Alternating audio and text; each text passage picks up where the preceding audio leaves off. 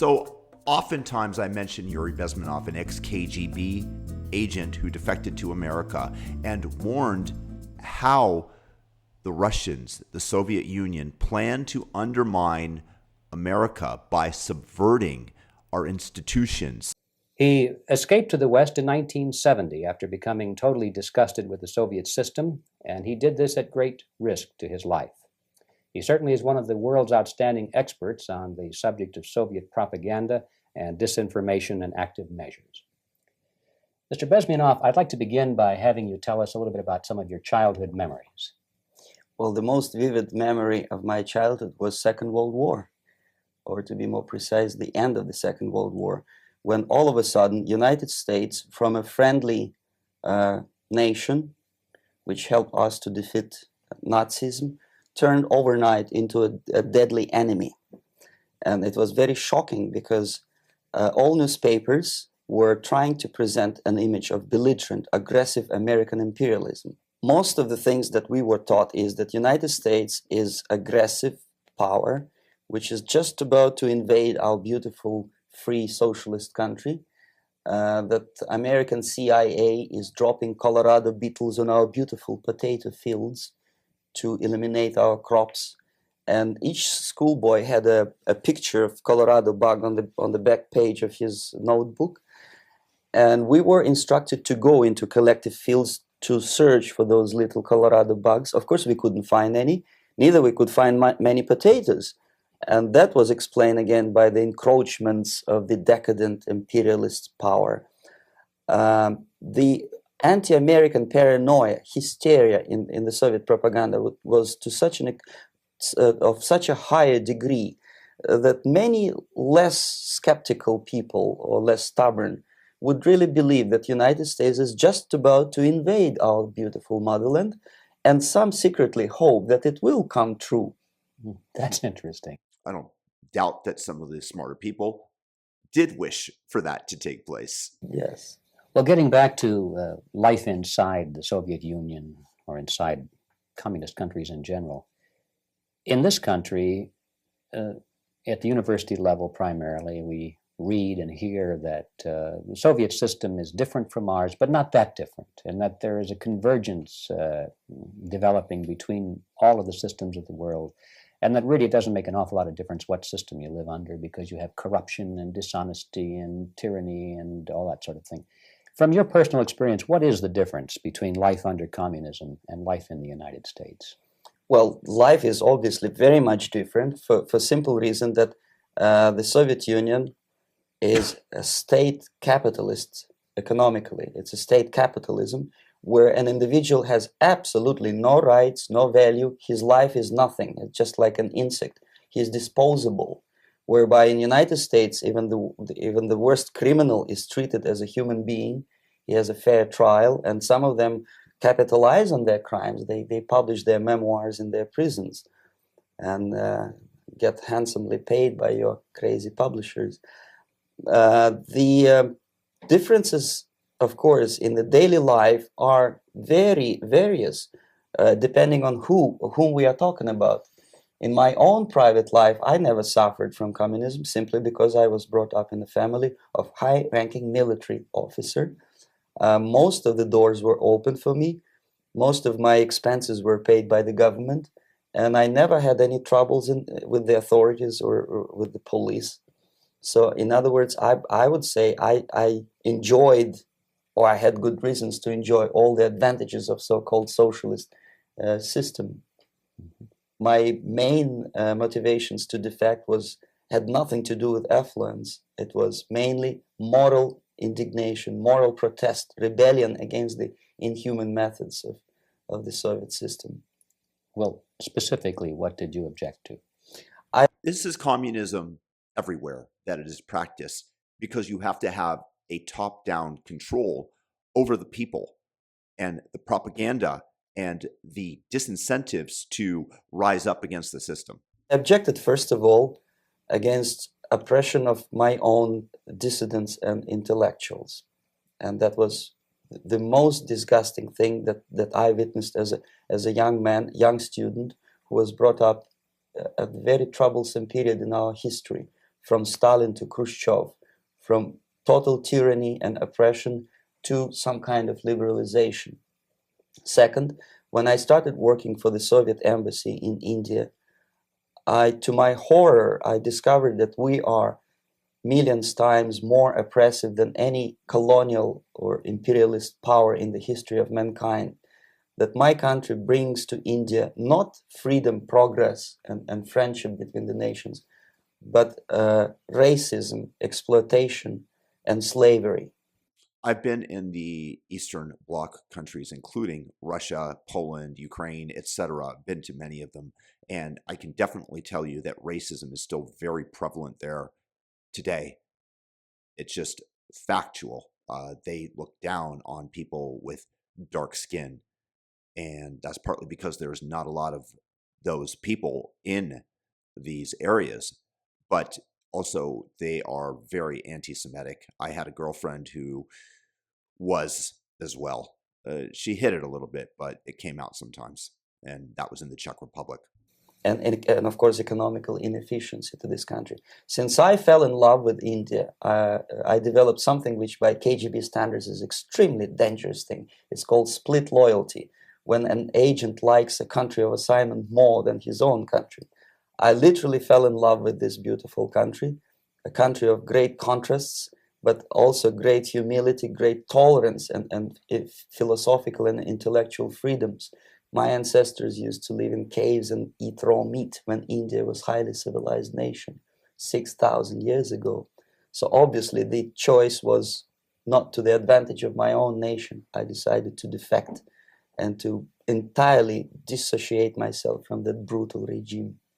Mr. Bezmenov, we've read a lot about the concentration camps and the slave labor camps under the Stalin regime. Now the general impression in America is that those things are part of the past.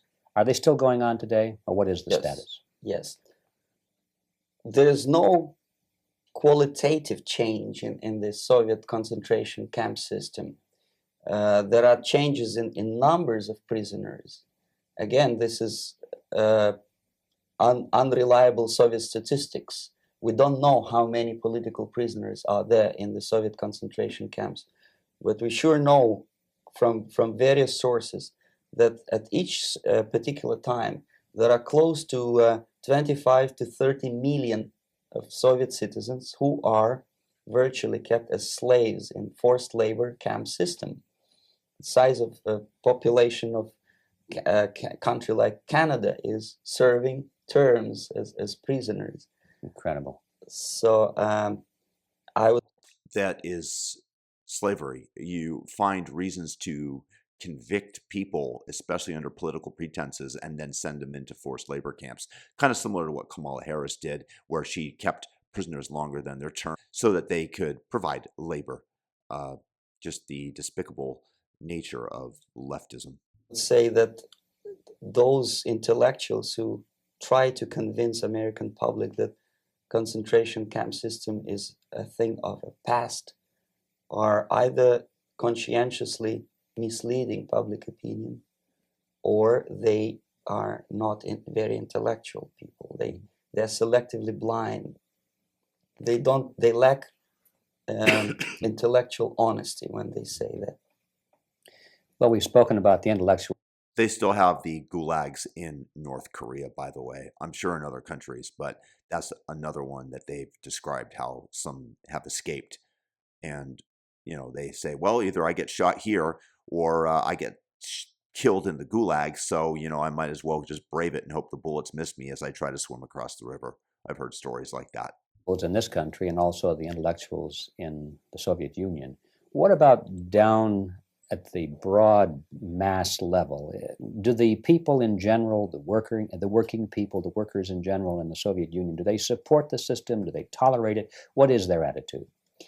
Well, average Soviet citizen, if there is such an animal, of course, does not like the system because it hurts, it kills. He may not understand the reasons. He may not have enough information or educational background to understand. But I doubt very much there are many people who are conscientiously supporting the Soviet system. There are not such people in USSR. Even those who have all the reasons to enjoy socialism, people like myself, who were a member of journalistic elite, they also hate system for different reasons, though. Not because they lack material affluence, but because they are unfree to think, they're in constant fear, duplicity, split personality. And this is the greatest tragedy for my nation. Well, what do you think are the chances? I want to interject with a story here. I have a friend who lives in St. Petersburg whose wife is beautiful, from Siberia, but she grew up incredibly poor during Soviet times. When I would walk into the house, even for a second with my shoes on, she would just get this horrific look on her face. And in America, because things are in such plentiful supply, if you get something dirty, you can replace it. If you break something, it's not a big deal. But based on her upbringing, the idea that I would get the slightest thing dirty or endanger a possession of hers, even though her husband is quite well-to-do, it was an anathema. And she let me know, because this is her upbringing coming to the present day. And just the material lack that existed during those times.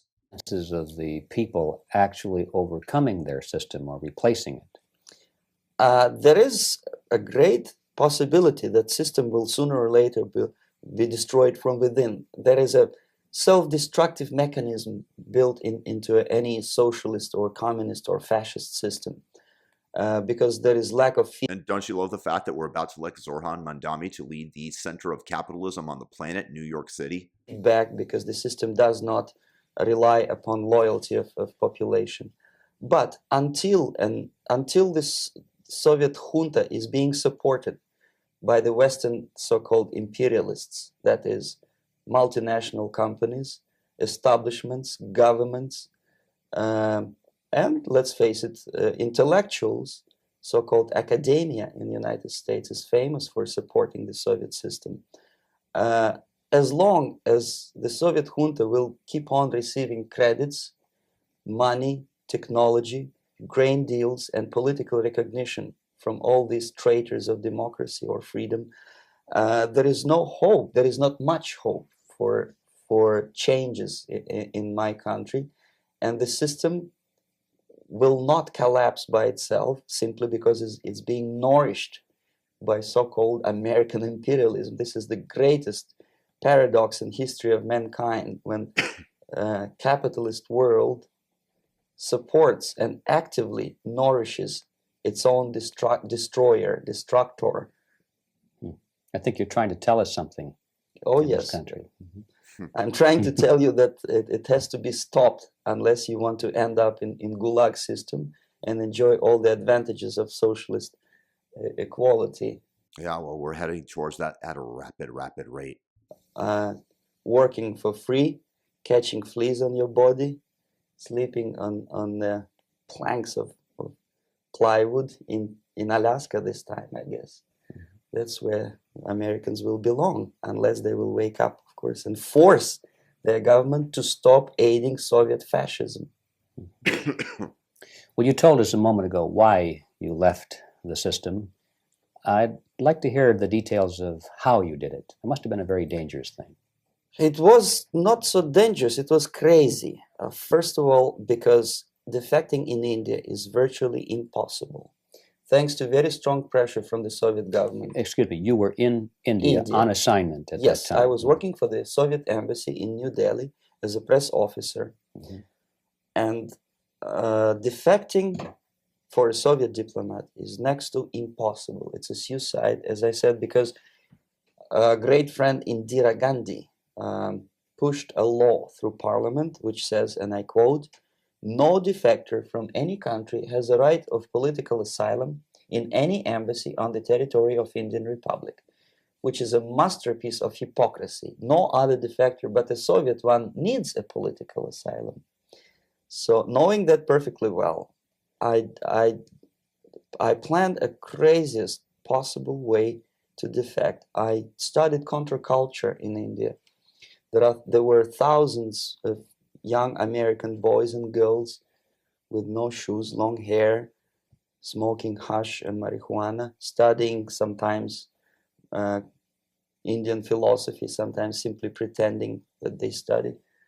And they greatly annoyed Indian police, and they were laughing stock of Indians because obviously they were good for nothing students. I studied carefully where they congregate, what routes they travel, what language they speak, what do they smoke.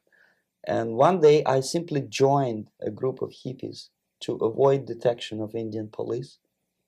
I was dressed as a typical hippie with blue jeans, long camise shirts with all kind of nice decorations like beads, long hairs. I bought a wig because for several weeks I had to turn myself from a conservative Soviet diplomat into a very progressive American hippie. And that was the only way that I could avoid detection. It was very interesting experience, but it was necessary because from my own knowledge as a member of Soviet embassy staff, I knew that there were many cases when Soviet defectors were betrayed by Indian police, and also some Western embassies played a very dirty role in betraying the Soviet defectors.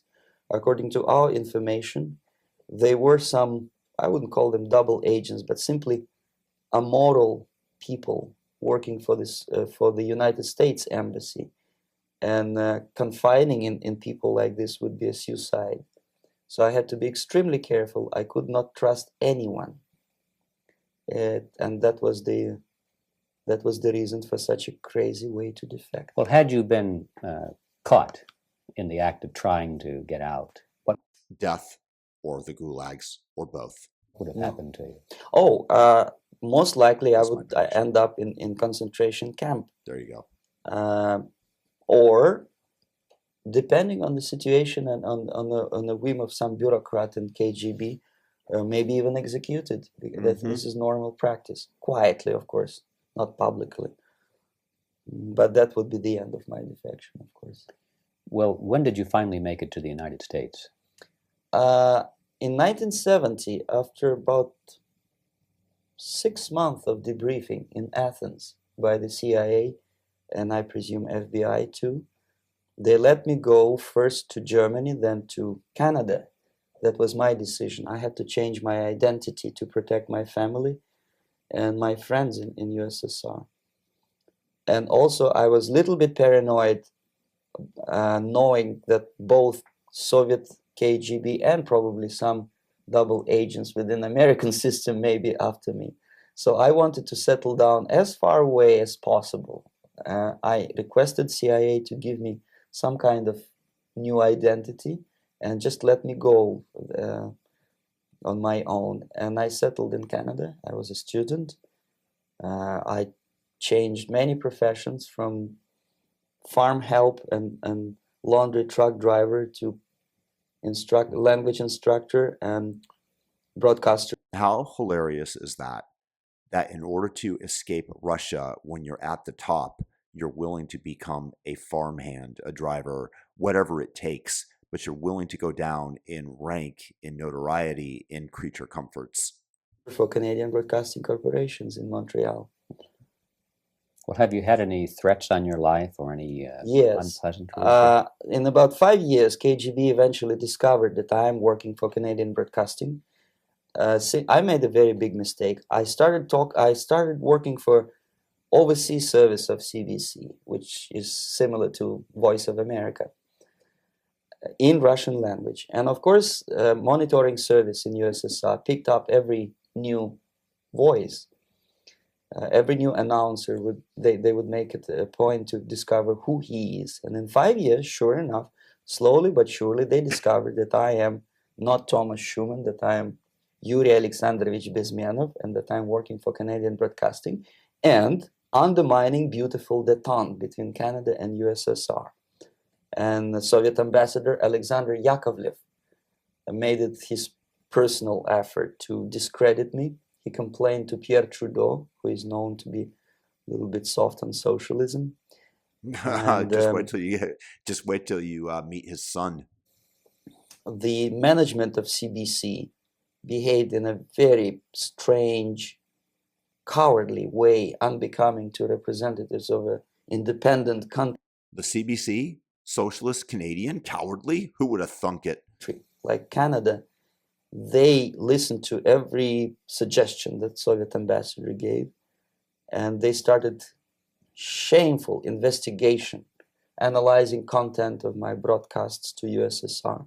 And sure enough, they discovered that some of my statements were probably would be offending to the Soviet Politburo. So I had to leave my job. And of course, subtle intimidations. They would say something like, please cross the street carefully because, you know, traffic is very heavy in Quebec. And fortunately, I know about the psychology and the logic of activity of the KGB, and I never allowed myself to be intimidated. This is the worst thing. This is what they expect a person, a defector, to be intimidated. Once they spot that you are scared, they keep on developing that line. And then eventually you either have to give up entirely and work for them, or they neutralize you. They would definitely stop all kind of political activity, which they failed to do in my case, because I was stubbornly working for the Canadian Broadcasting. And in response to their intimidations, I said that, look, this is a free country and I am as free as you are. And I also can drive very fast. And gun control is not yet established in Canada. So I had a couple of good... Again, just wait till today. Look how the freedoms in Canada have decreased, where you can't say anything online that goes against the government edicts or have your bank account shut down. And they're imposing gun control, mandatory gun buybacks. But guns in my basement. So welcome to visit me someday with your Kalashnikovs machine guns. So obviously it didn't work. Intimidation didn't work. So they tried different approach, as I described. They approached on the highest level, on the level of Canadian bureaucracy. And on that level they were successful. On that level they were successful. On individual level they failed flat. Mr. Bezmenov has brought a series of slides with him that he has taken from the Soviet Union, and I think this is a good time to take a look at the slides. Yes. Now, the viewers will be able to see these slides as we talk about them. Yes, this is a collection of slides which are, some of them are snapshots from my family album, some of them are documents which I smuggled from the Soviet embassy, and some are reproductions from local mass media. I usually show them to establish my credibility as a defector. This is a picture of my native town, Mytishi, about 20 miles north from Moscow. Characteristically, there's a statue of Comrade Lenin in the central square. This is myself at the age of 7, again, characteristically, under the statue of Comrade Stalin, extending his friendly hand to peoples of the world. At that age, of course, I was still idealistically minded young communist, and I still believe that sooner or later things will go for better. But I realized that the system stinks, that something is fishy, and that ideology is fake, and the propaganda about advanced Soviet agriculture simply didn't meet the criteria of reality. If they talk about abundance of food and there's none in the stores, there must be something wrong. My father was, he is on the left here, my father was officer of the General Staff of the Soviet Army. He was inspector of land forces, Soviet troops stationed in countries like Mongolia, Cuba, East European countries. Were he alive today, most likely he would be inspecting Soviet troops in Nicaragua, Angola, and many other parts of the world.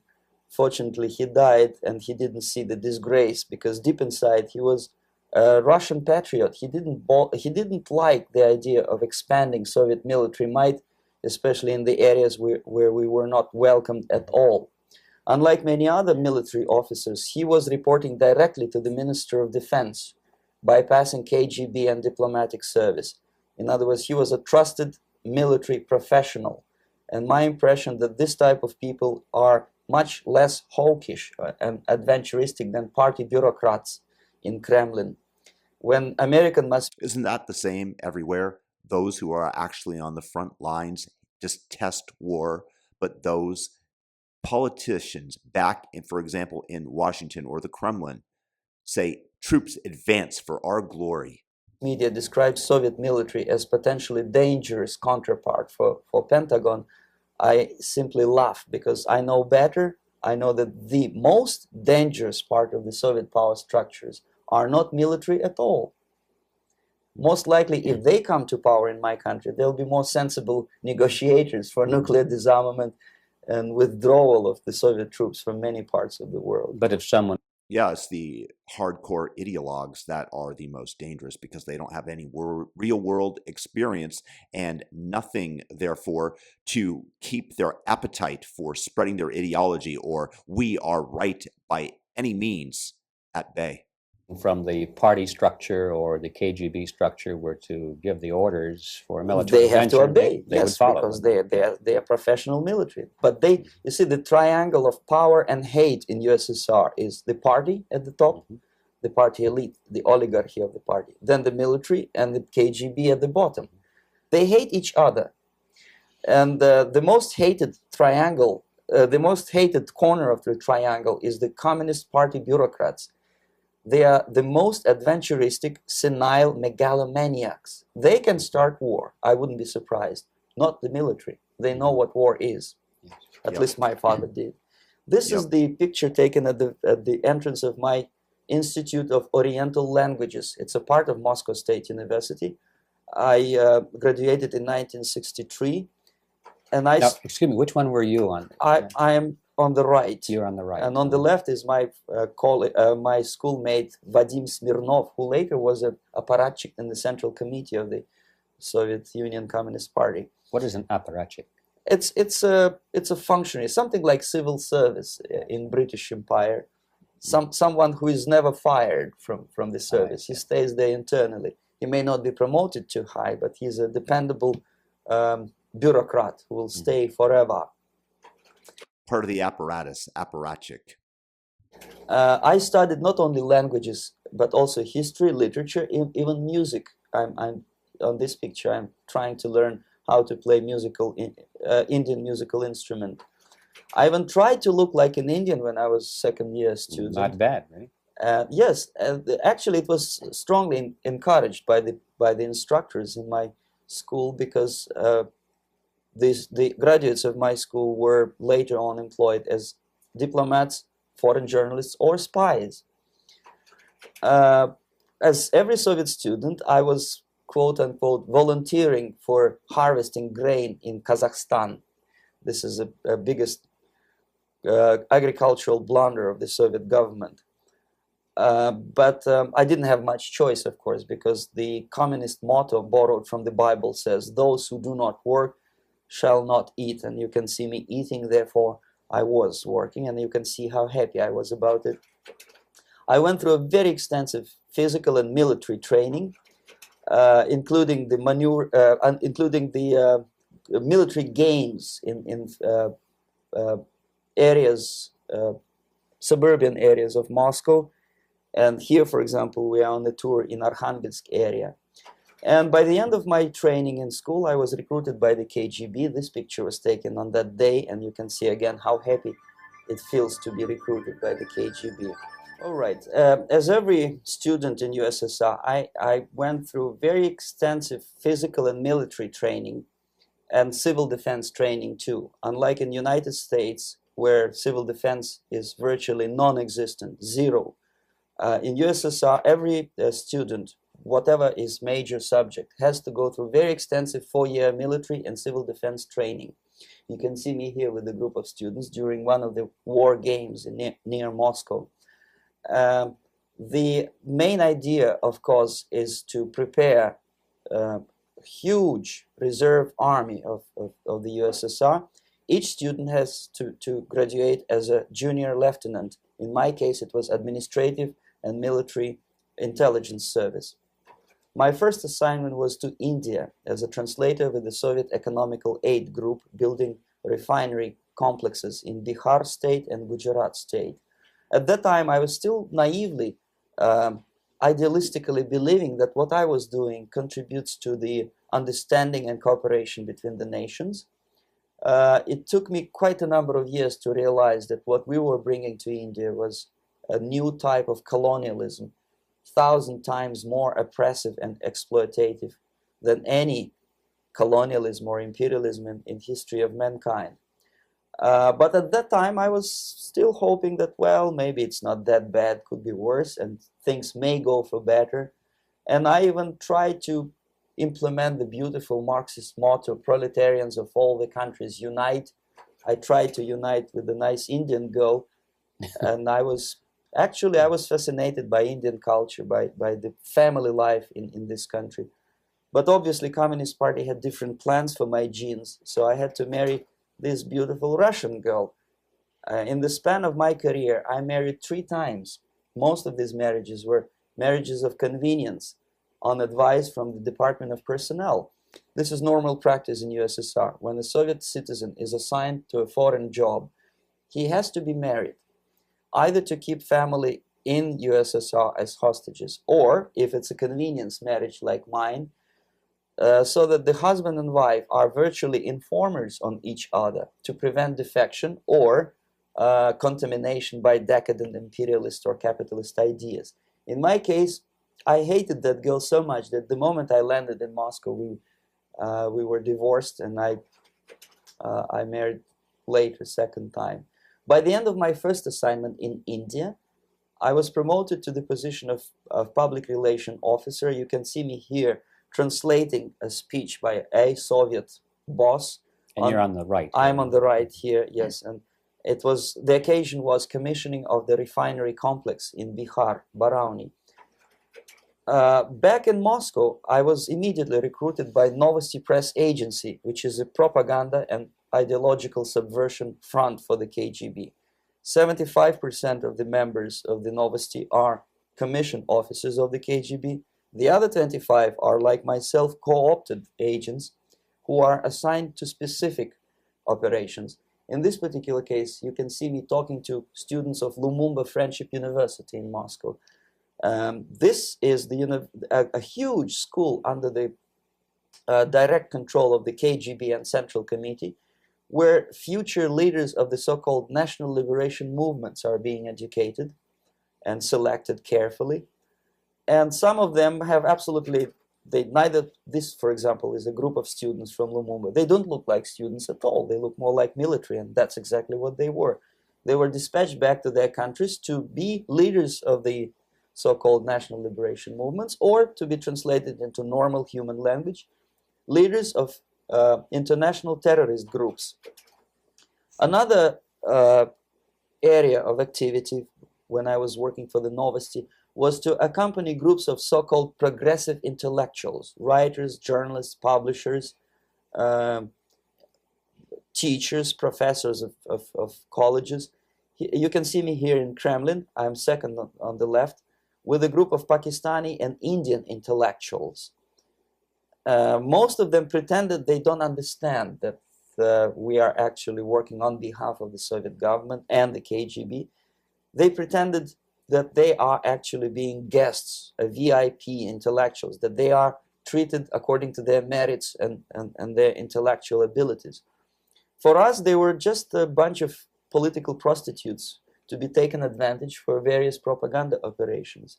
Therefore, you can see perfectly well the senior colleague of mine on the left doesn't really have that much respect on his face, and myself with a very skeptical smile, typical KGB sarcastic smile, anticipating another victim of ideological brainwashing. This is how Ideological brainwashing is exactly what's gone on in the United States for the last while, and I hope that Yuri gets into that. a typical conference in Novosti headquarters in Moscow looked like. Sitting in the middle is Boris Burkov, the then director of Novosti Press Agency, high-ranking party bureaucrat in the Department of Propaganda. I am standing next to a famous Indian poet, Sumitranandan Pant. He was famous because he was an author. He was the author of a famous poem titled Rhapsody to Lenin. That's why he was invited to USSR, and everything was paid by the Soviet government. Pay special attention to number of bottles on the table. This is one of the ways to kill the awareness or curiosity of foreign journalists. One of my functions was to keep foreign guests permanently intoxicated the moment they land at Moscow airport. I had to take them to the VIP lounge and toast to friendship and understanding between the nations of the world. Glass of vodka, then a second glass of vodka. And in no time, my guests would be feeling very happy. They would see everything in kind of pink, nice color. And that's the way I had to keep them permanently for the next 15 or 20 days. At any point in time, I had to withdraw alcohol from them so that some of them who are the most recruitable would feel a little bit shaky, guilty, trying to remember what they were talking last night. That's the time to approach them with all kind of nonsense, such as joint communique or statement for Soviet propaganda. That's the time they are the most flexible. And of course, what they didn't understand, they didn't realize or pretended not to realize, that myself, who was drinking together with them, was not drinking at all. I had ways to get rid of alcohol through various techniques, including special pills which were given to me by my colleagues. But they were taking it seriously. In other words, they would consume quite a large volumes of alcohol and feel quite uneasy next morning. In 1967, the KGB attached me to this magazine, Look magazine. A group of 12 people arrived to USSR from United States to cover the 50th anniversary of October Socialist Revolution in my country. From the first page to the last page, it was a package of lies, propaganda cliché, which were presented to American readers as opinions and deductions of American journalists. Nothing could be far from truth. These were not opinions. They were not opinions at all. They were the clichés which the Soviet propaganda wants American public to think that they think. If it does make any sense at all. It sure does, because from the viewpoint of the Soviet propaganda, although there are some subtle criticisms of the Soviet system, the basic message is that Russia today is a nice, functioning, efficient system supported by majority of population. That's the biggest lie. And of course, American intellectuals and journalists from Look magazine elaborated on that untruth in various different ways. They intellectualized that lie. They found all kinds of justifications for telling lies to American public. Excuse me, it was partly your job to make sure that they got these ideas, yes, and accepted them as their own ideas. Right. Actually, even before they arrived to USSR, and they paid astronomical sum of money for that visit, they were submitted, this Novosti Press Agency developed so-called backgrounders, 20-25 pages of information and opinions which were presented to the journalists even before they bought their tickets to Moscow. They had to analyze the situation, and judging on their reaction to that backgrounder, the local Novosti representative or local Soviet diplomat in Washington, D.C. would assess whether they be given visa to USSR or not. So they were selected ahead of time. Yes, they were pre-selected very carefully, and there is not much chance for honest journalists to arrive to USSR and to stay there for 1 year and to bring this package of lies back home. This, for example, is a centerfold of the Look magazine. They presented this monument erected by Communist Party in Stalingrad as the symbol, personification of Russian military might. And they said in the article, which is published on the site, that Soviets are very proud of the victory in the Second World War. This is another big myth, a lie. No sensible people would be proud to lose 20 millions of their countrymen in a war which was started by Genoese Hitler and Comrade Stalin and paid by American multinationals. Most of the Soviet citizens look at this type of monuments with disgust and sorrow, because every family lost father, brother, sister, or child in the Second World War. Yet American journalists who were trying to appease, to please their hosts, presented this picture on the centerfold as the symbol and personification of Soviet national, they call it Russian national spirit. And it was greatest greatest misconception and a very tragic misunderstanding. Of course, Look magazine was not distributed in USSR. The main audience was in United States. But I presume that many Americans, millions of Americans who were reading Look magazine at that time, had absolutely wrong idea about the sentiments of my nation, about what the Soviets are proud of and what they hate. This is a group, you see the same lady with the sword in Stalingrad. This is the group of journalists. Myself is in the center with the same devilish smile. And Mr. Philip Harrington is on the extreme left there with his camera. This is the gentleman which was so deaf or so uninterested in what I had to say to him. This is the same picture, a blow-up of the same picture. Many guests from various countries, in this particular case from Asia and Africa, were taken by me as a Novosti press agency employee for a tour across Siberia, for example. We would show them typical kindergarten, you see, nothing special by American standards, just nice children sitting, eating their breakfast or lunch. What they could not understand, or they pretended not to understand, that this is an exemplary kindergarten. This is not the kindergarten for average person or average family in USSR. And we maintain that illusion in their minds. You can see myself under the red spot in the middle there with the same business-like expression. I'm doing my job. That's what I'm assigned to do, and that's what I was paid to do. But deep inside, I still hope that at least some of these useful idiots would understand that what they are looking at has nothing to do with the level of affluence in my nation. This is a better picture which reflects the true spirit of the Soviet childhood. This picture was printed in a Canadian government publication by mistake. In the middle, you can see children playing on a small courtyard, and the caption goes, "This is a typical kindergarten in Siberia." What these idiots didn't understand, that it is not kindergarten at all. It is a prison for children of political prisoners. But there was not a single mentioning that what they were visiting. A prison for the children of political prisoners. Hey, that's what we have to look forward to if we continue to elect Democrats. Actually was an area of concentration camps. And the job of people like myself to help them to not to notice that they are actually talking to prisoners. Most of the children were dressed, especially on the occasion of the foreigners' visit. Of course, there were no corpses on the ground. There were no machine gun guards. Usually. And well, it looks not very pleasant, as you see. It looks dull, but obviously it does not create an impression that this is actually a prison. Well, did any of the journalists have the curiosity to ask about prisons and that kind of thing? Yes. They were in Siberia. This Yes. is what you associate. Yes, some of them asked questions, and naturally we would give them, for the stupid question, we give them stupid answer. No, there are no prisons in Siberia. No, most of the people who you see are free citizens of USSR. They are very happy to be here, and they are contributing to the glory of the socialist system.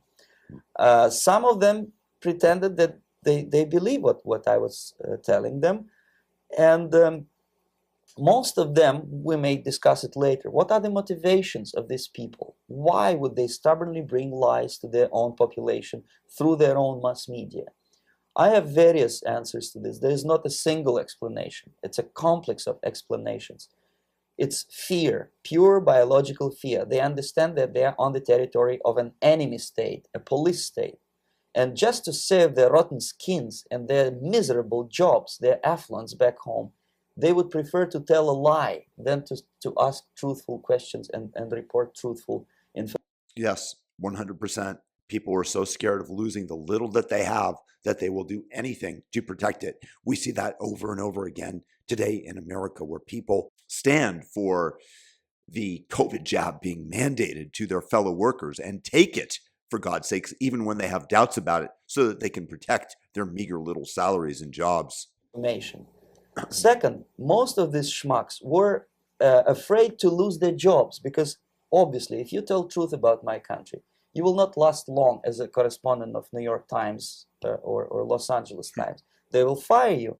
Walter Duranty, describing the Ukrainian famine, went out of his way to lie and was rewarded with an apartment in Moscow for utterly misreporting and lying about the Ukrainian famine that killed millions of people.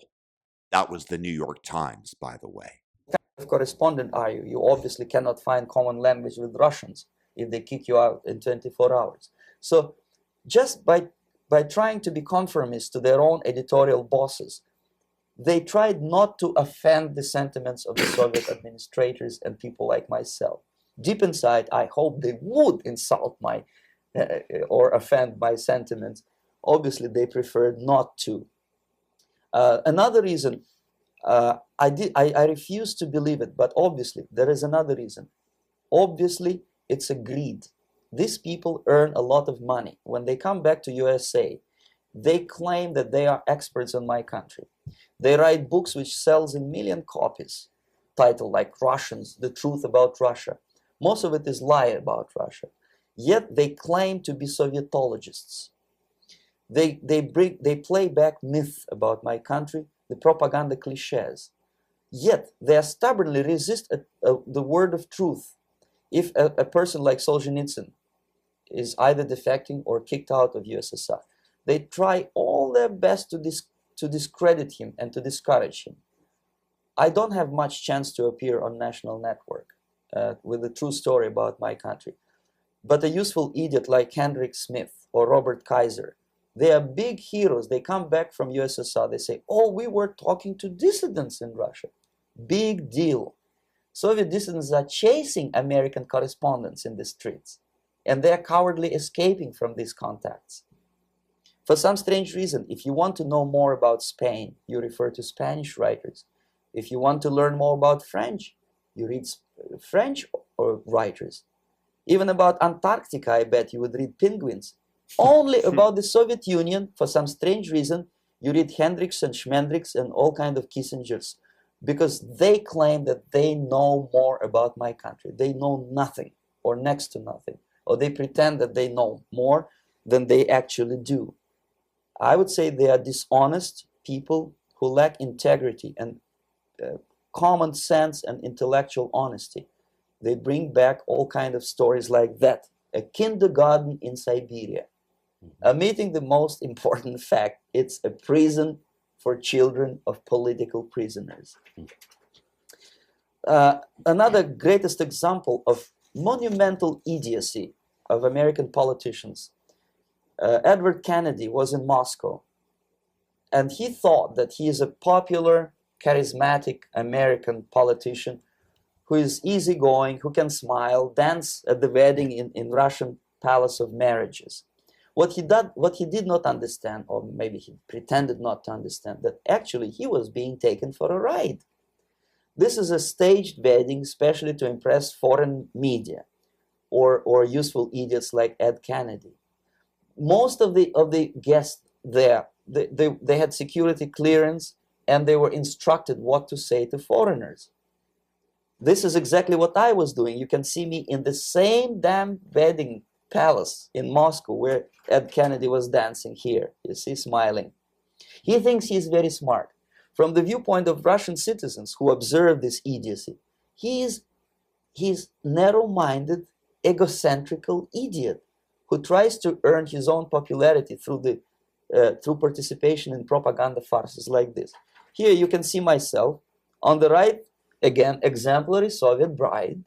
On the left, 3 journalists from various countries, Asia, Africa, and Latin America. Obviously, they enjoying the situation. They will go back home and write the reports. We were present on a regular Soviet wedding. They were not present on a regular Soviet wedding. They were present, they were part of a farce, of a circus performance. Another thing which I had to sometimes risking my life to explain to foreigners. Time magazine, for example, is very critical of South African racist regime. The whole article was dedicated to the shameful internal passport system where blacks are not allowed to live with whites. For some strange reason, for the last 14 years since my defection, nobody wanted to pay attention to my passport. This is my passport. It also shows my nationality, and it has a police rubber stamp, which is called propiska in Russian language, which assigns me to a certain area of residence. I cannot leave that area, same way as this black man cannot leave the area in South Africa. Yet we call South African government racist regime. Not a single Jane Schmonda or Fonda is brave enough, courageous enough to come to media and say, look, this is what happens in USSR. I send a copy of my passport to many American liberals and civil rights defenders and all the other useful idiots. They never bothered to answer me back. This shows what kind of integrity, what kind of honesty these people are. They're a bunch of hypocrites because they don't want to recognize a good example of racism in my country. I'm not sure if that's exactly racism, but it is definitely, you know, the subjugation of people by the state based on who they are. Yeah. Is the first stage of befriending a professor. You can see myself on the left with the same James Bond smile. On the right is my KGB supervisor, Comrade Leonid Mitrokhin, and in the middle a professor of political science in Delhi University. The next stage would be to invite him to a gathering of Indo-Soviet Friendship Society. There he is sitting next to his wife before he is being sent to USSR for a free trip. Everything is paid by the Soviet government. He was made to believe that he is invited to USSR because he is a talented, sober-thinking intellectual. Absolutely false. He is invited because he is a useful idiot, because he would agree and subscribe to most of the Soviet propaganda cliché. And when he is coming back to his own country, he is going for years and years to teach the beauties of Soviet socialism to newer and newer generations of his students, thus promoting the Soviet propaganda line. The KGB was even curious about this gentleman. It may look innocent. Maharishi Mahesh Yogi, a great spiritual leader, or maybe a great charlatan and crook, depending on from which side you are looking at him. Beatles were trained at his ashram in Hardwar in India how to meditate. Mia Farrow and other useful idiots from Hollywood visited his school, and they returned back to United States absolutely zonked out of their minds with marijuana, hashish, and crazy ideas of meditation. To meditate, in other words, to isolate oneself from the current social and political issues of your own country, to get into your own bubble, to forget about troubles of the world. Obviously, KGB was very fascinated with such a beautiful school, such a brainwashing center for stupid Americans. I was dispatched by the KGB to check what kind of VIP Americans attend this school. That's you on the left. Yes, I'm on the left. I was trying to get enrolled in that school. Unfortunately, the Maharishi Mahesh Yogi asked too much. He wanted $500 American for enrollment. But my function was not actually to get enrolled in the school. My function was to discover what kind of people from United States attend this school. And we discovered that, yes, there are some influential members of family, public opinion makers of United States who come back with the crazy stories about Indian philosophy. Indians themselves look upon them as idiots, useful idiots. To say nothing about KGB, who looked at them as extremely naive, misguided people. Obviously, a VIP, say a wife of a congressman or a prominent Hollywood personality, after being trained in that school, is much more instrumental in the hands of manipulators of public opinion and KGB than a normal person who understands, who looks through this type of fake religious training. Why would they be more susceptible to manipulation? I just mentioned that because, you see, a person who is too much involved in introspective meditation. You see, if you carefully look what Maharishi Mahesh Yogi is teaching to Americans, is that most of the problems, most of the burning issues of today can be solved simply by meditating. Don't rock the boat. Don't get involved. Just sit down, look at your navel, and meditate. And the things, due to some strange logic, due to cosmic vibration, will settle down by themselves. This is exactly what the KGB and Marxist-Leninist propaganda wants from Americans, to distract their opinion, attention, and mental energy from real issues of the United States into a non-issues, into a non-world, non-existent harmony. Obviously, it's more beneficial for the Soviet aggressors to have a bunch of duped Americans than Americans who are self-conscious, healthy, physically fit, and alert to the reality. Maharishi Mahesh Yogi obviously is not on the payroll of the KGB.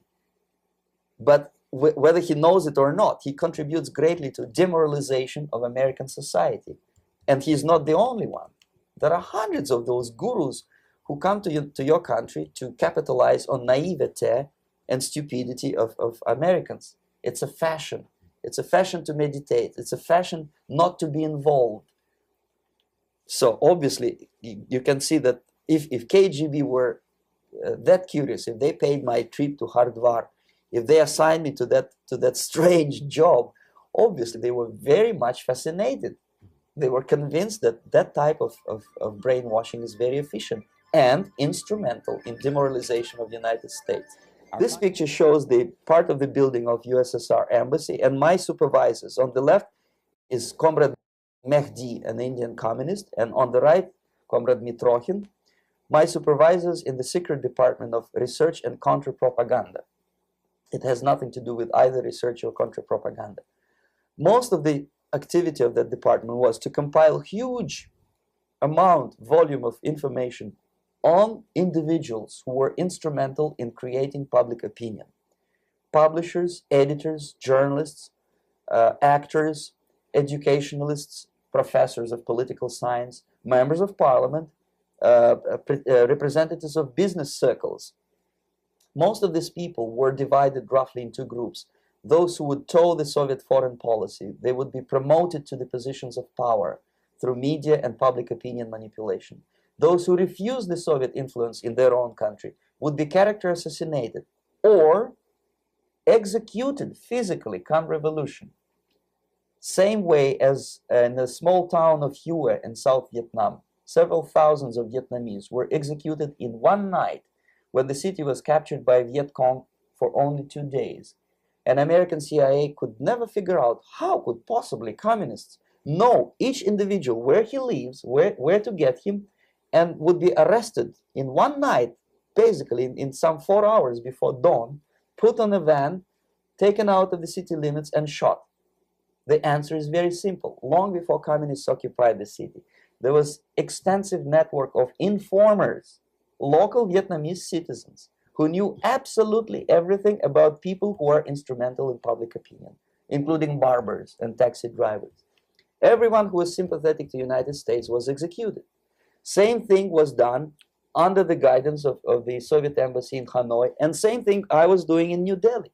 To my horror, I discovered that in the files where people were doomed to execution, there were names of pro-Soviet journalists with whom I was personally friendly. Pro-Soviet? Yes.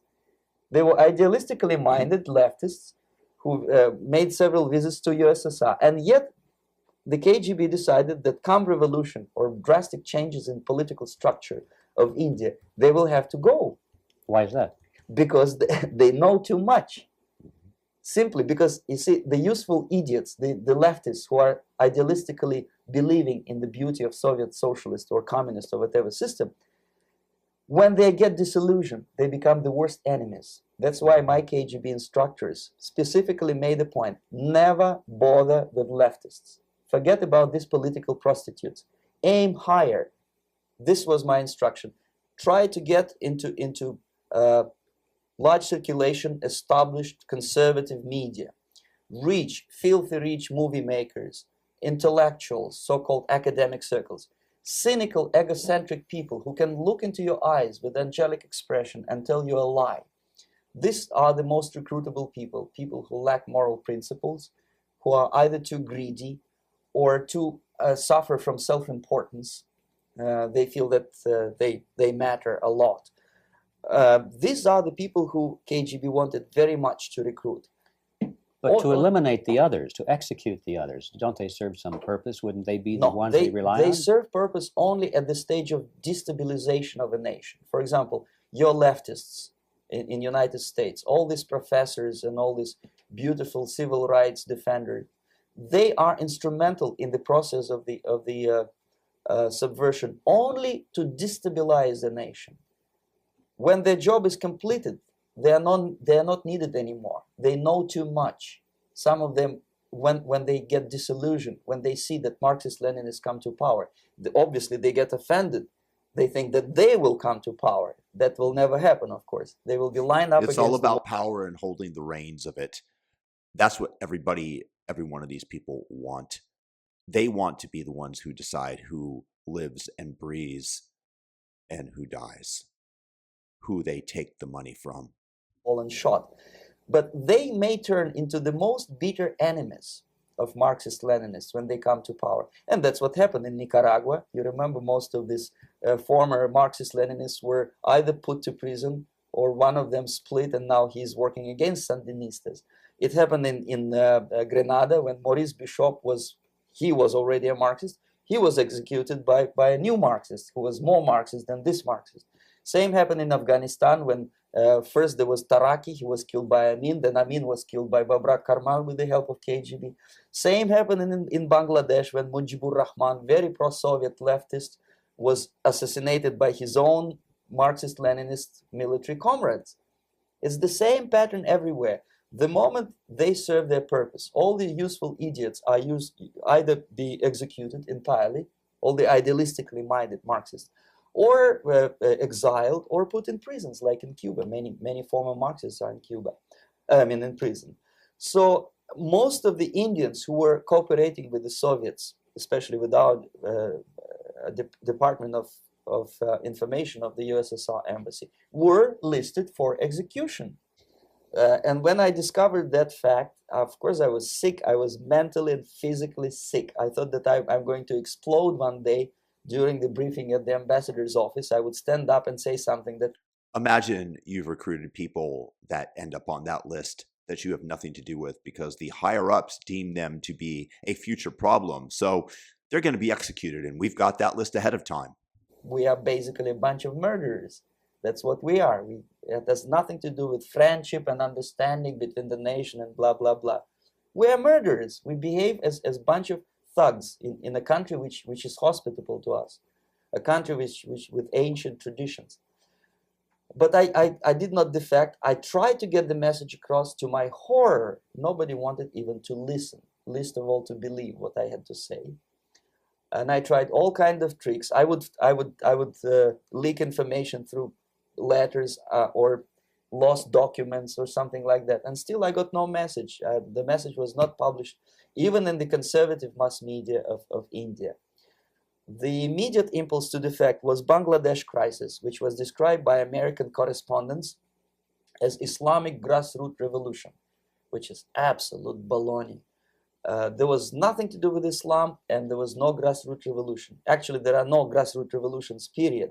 Any revolution is a byproduct of a highly organized group of conscientious and professional organizers, but it has nothing to do with grassroots.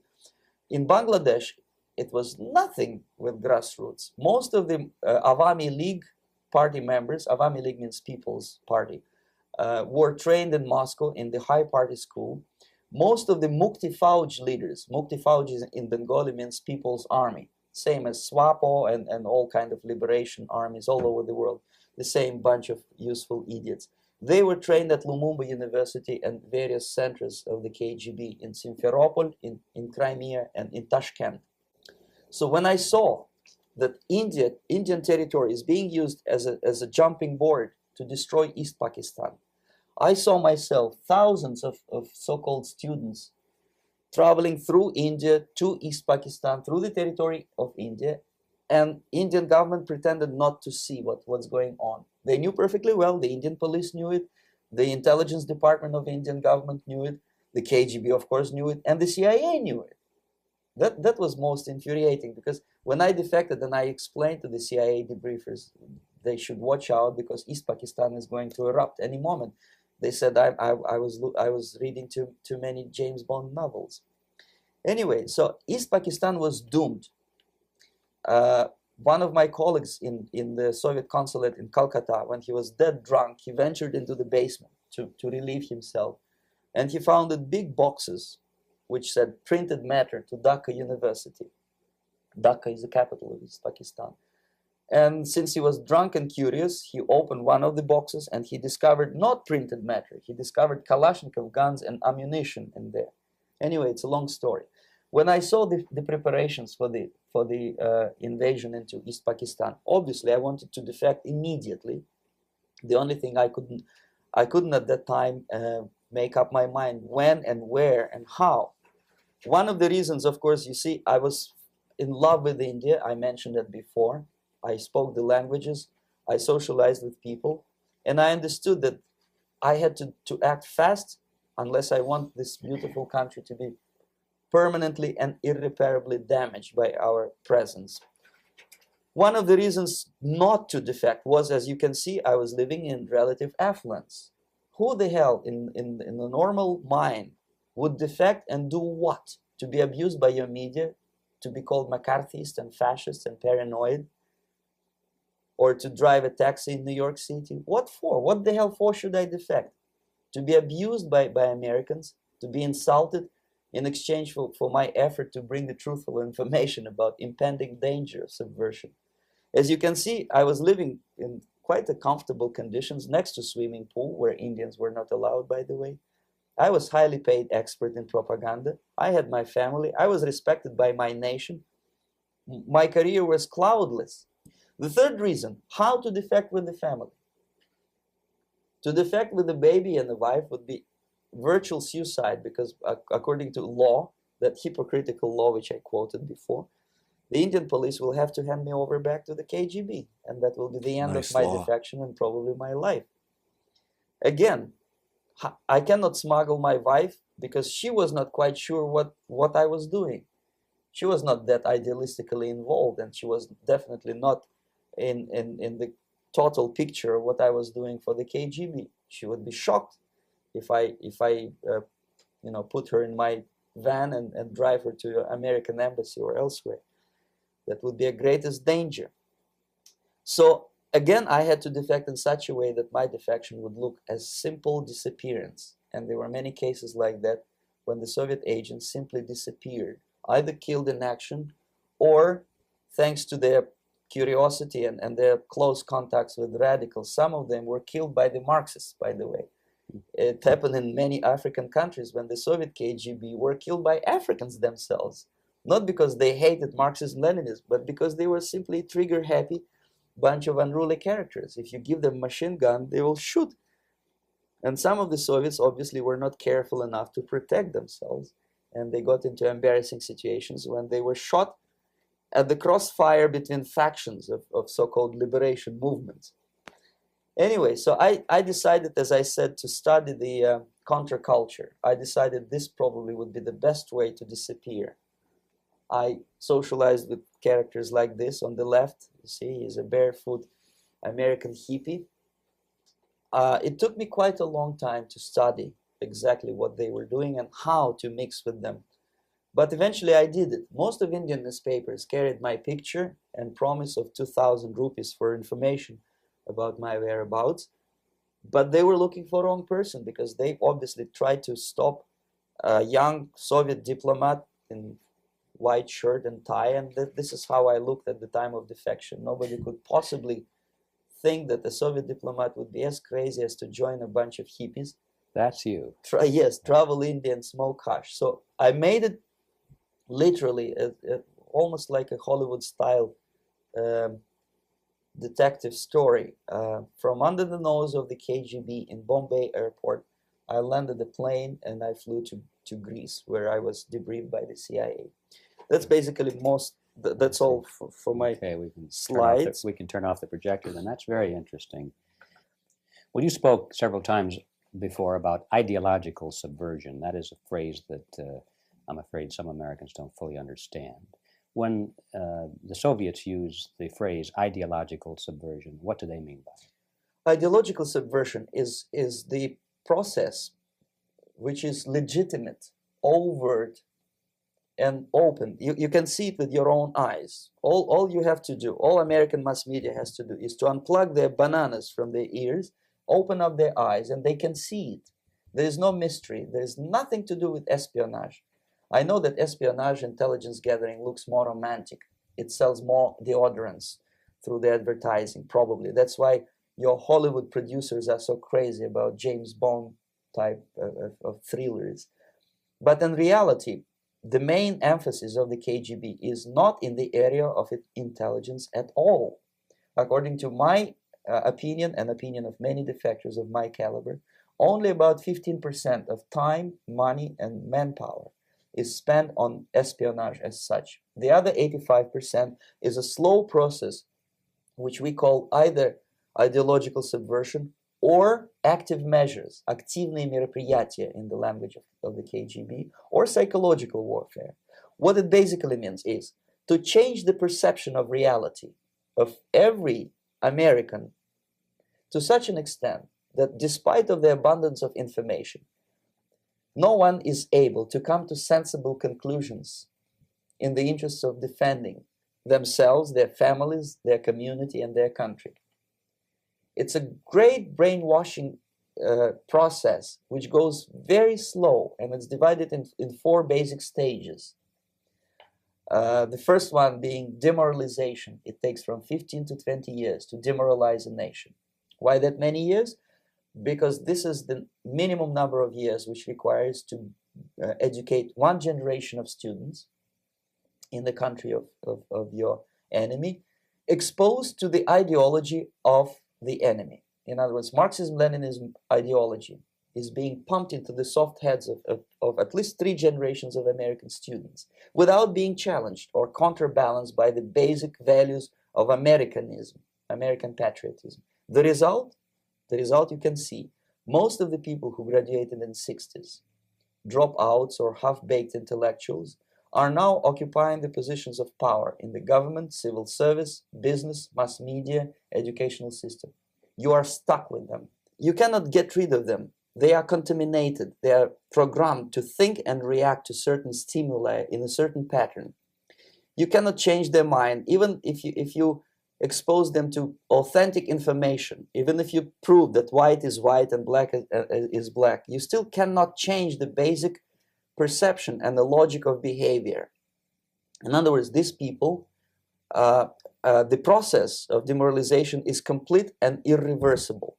To get rid of society of these people, you need another 20 or 15 years to educate a new generation of patriotically minded and common sense people who would be acting in favor and in the interests of the United States society. And programmed and, as you say, in place, and Yes. who are favorable to an opening with the Soviet concept. Mhm. These are the very people who would be marked for extermination in this country? Most of them, yes.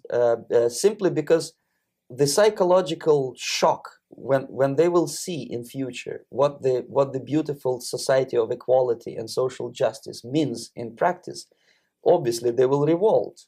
They will be very unhappy, frustrated people. And the Marxist-Leninist regime does not tolerate these people. They will join the links of dissenters, dissidents. Yes. Unlike in present United States, there will be no place for dissent in future Marxist-Leninist America. Here you can get popular like Daniel Ellsberg and filthy rich like Jane Fonda for being dissident, for criticizing your Pentagon. In future, these people will be simply squashed like cockroaches. Nobody is going to pay them nothing for their beautiful, noble ideas of equality. This they don't understand, and it will be a greatest shock for them, of course. The demoralization process in the United States is basically completed already. For the last 25 years, actually it's overfulfilled, because demoralization now reaches such areas where previously not even Comrade Andropov and all his experts would would even dream of such a tremendous success. Most of it is done by Americans to Americans, thanks to lack of moral standards. As I mentioned before, exposure to true information does not matter anymore. A person who was demoralized is unable to assess true information. The facts tell. Is that not the truth? They are unable to assess true information. They find a reason to justify the narrative that is being spun to them by the leftists and the Democrats in this country. We are completely demoralized. That's exactly what he's describing. Nothing to him. Even if I shower him with information, with authentic proof, with documents, with pictures, even if I take him by force to the Soviet Union and show him concentration camp, he will refuse to believe it until he is going to receive a kick in his fat bottom. When a military boot crashes then he will understand, but not before that. That's the tragic of the situation of demoralization. So basically, America is stuck with demoralization, and unless, even if you start right now, here, this minute, you start educating new generation of Americans, it will still take you 15 to 20 years to turn the tide of ideological perception of reality back to normal. 30 years later, he does not know how far we are down the road to perdition. This is exactly what he was talking about, and he was talking about this in the 1980s. See, and patriotism. The next stage is destabilization. This time, subverter does not care about your ideas and the patterns of your consumption. Whether you eat junk food and get fat and flabby, doesn't matter anymore. This time, and it takes only from 2 to 5 years to destabilize a nation.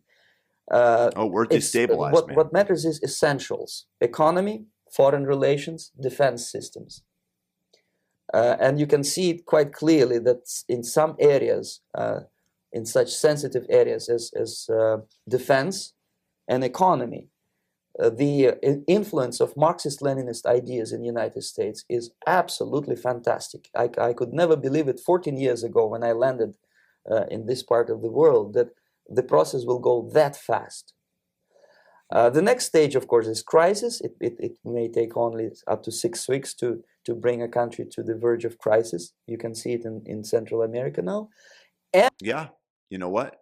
The U.S. is on the brink of civil war right now. We're certainly in civil strife, especially after Charlie Kirk. And after crisis, with a violent change of power, structure, and economy, you have so-called the period of normalization. It may last indefinitely. Normalization is a cynical expression borrowed from Soviet propaganda. When the Soviet tanks moved into Czechoslovakia in '68, Comrade Brezhnev said, "Now the situation in brotherly Czechoslovakia is normalized." This is what will happen in the United States if you allow all these schmucks to bring the country to crisis, to promise people all kind of goodies and the paradise on earth, to destabilize your economy, to eliminate the principle of free market competition, and to put a big brother government in Washington, D.C., with benevolent dictators like Walter Mondale, who will promise lots of things, never mind whether the promises are fulfillable or not. He will go to Moscow to kiss the bottoms of new generation of Soviet assassins, never mind. He will create false illusions that the situation is under control. Situation is not under control. Situation is disgustingly out of control. Most of the American politicians, media, and educational system trains another generation of people who think they are living at a peacetime. False. United States is in the state of war, undeclared total war against the basic principles and the foundations of this system. We are seeing that in vast quantities today. And the initiator of this war is not Comrade Andropov, of course. It's the system. However ridiculous it may sound, the world communist system or the world communist conspiracy, whether I scare some people or not, I don't give a hoot. If you are not scared by now, nothing can scare you. But you don't have to be paranoid about it. What actually happens now, that unlike myself, you have literally several years to live on unless the United States wake up. The time bomb is ticking. With every second, the disaster is coming closer and closer. Unlike myself, you will have nowhere to defect to, unless you want to live in Antarctica with penguins. This is it. This is the last country of freedom and possibility. Okay, so what do we do? What is your recommendation to the American people? Well, the immediate thing that comes to my mind is, of course, there must be a very strong national effort to educate people in the spirit of real patriotism, number one. Number two, to explain them the real danger of socialist, communist, whatever, welfare state, big brother government. Go with Zorhan Mandami taking over New York City. The U.S. is at the precipice. This is what we have to warn everybody about. If people will fail to grasp the impending danger of that development, nothing ever can help United States. You may kiss goodbye to your freedom, including freedoms to homosexuals, to prison inmate. All this freedom will vanish, evaporate in 5 seconds, including your precious lives. The second thing, the moment at least part of United States population is convinced that the danger is real, they have to force their government. And I'm not talking about sending letters, signing petitions, and all this beautiful, noble activity. I'm talking about forcing United States government to stop aiding communism. Because there is no other problem more burning and urgent than to stop the Soviet military-industrial complex from destroying whatever is left of the free world. And it is very easy to do. No credits, no technology, no money, no political or diplomatic recognition, and of course no such idiocy as grain deals to USSR. The Soviet people, 270 millions of Soviets, will be eternally thankful to you if you stop aiding a bunch of murderers who sit now in Kremlin and whom President Reagan respectfully calls government. They do not govern anything, least of all such complexity as the Soviet economy. So basic, two very simple, maybe too simplistic answers or solutions, but nevertheless, they are the only solutions. Educate yourself, understand what's going on around you. You are not living at a time of peace. You are in a state of war, and you have precious little time to save yourself. You don't have much time, especially if you are talking about young generation. There's not much time left for convulsions to the beautiful disco music. Very soon it will go, just overnight. If we are talking about capitalists or wealthy businessmen, I think they are selling the rope on which they will hang very soon. If they don't stop, if they cannot curb their unsettled desire for profit, and if they keep on trading with the monster of the Soviet communism, they are going to hang very soon. And they will pray to be killed, but unfortunately they will be sent to Alaska probably to manage industry of slaves. It's simplistic. I know it sounds unpleasant. I know Americans don't like to listen to things which are unpleasant. But I have defected not to tell you the stories about such idiocy as microfilm, James Bond type espionage. This is garbage. You don't need any espionage anymore. I have come to talk about survival. It's a question of survival of this system. You may ask me, what is it in for me? Survival, obviously, because unlike, as I said, I am now in your boat. If we sing together, we'll sing beautifully together. There is no other place on this planet to defect to. Well, you can definitely tell the fact that in terms of the ideological subversion, just how prescient he was. Yeah, we're not in the gulags in Alaska yet, but it's even worse than he possibly could have described it right now in the United States, as communism is literally rising up in the center of capitalism in the form of Zorhan Mandami and the Democrat Socialists that cheer on the death of somebody who's fighting ideologically on the other side. And they do not mind using the gun to silence their enemies. And it's the same thing that's going to be coming for Americans more and more unless we stamp this out. And as he stated, as Yuri Bezmenov stated, educate Americans into the precepts of capitalism and the union that was created in 1776 that has expanded, and the liberties that we have protected for 2.5 centuries. Leave me your thoughts in the comment section. God bless.